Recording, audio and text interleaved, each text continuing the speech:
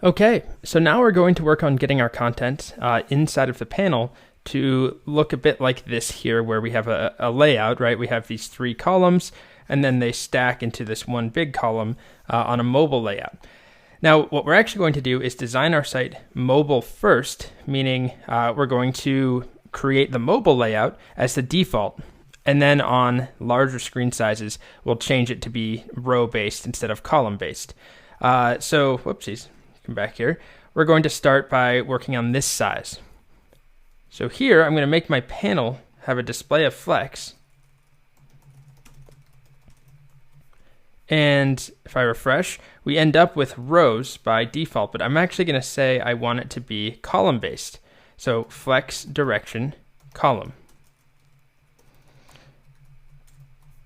And now I'll refresh, and it looks bad on a large screen size, but on the smaller sizes, it's actually closer to what I want. But then I can go in and say, at some other screen size, a minimum width of, 800 pixels will make you flex direction of row. Now we'll come back to that. We'll make it responsive in a bit.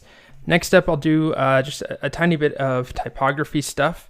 I'm going to center align everything in the panel. So that's text align, center. We end up with this right here, okay?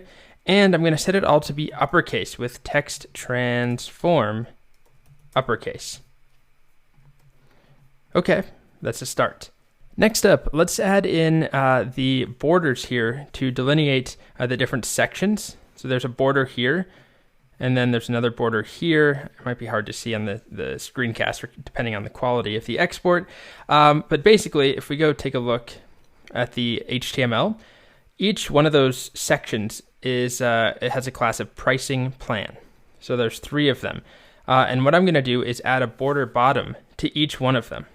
So I'm going to select pricing plan, border bottom, 1 pixel solid, and then the color we'll use is E1F1 FF.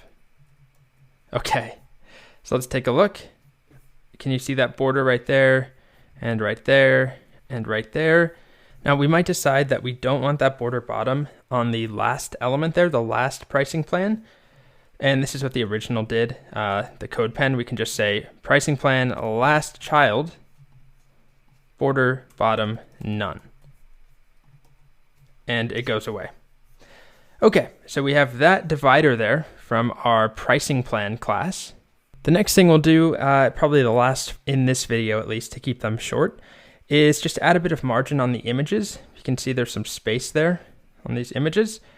So the markup inside of each pricing plan, we have an image with a class of pricing-image.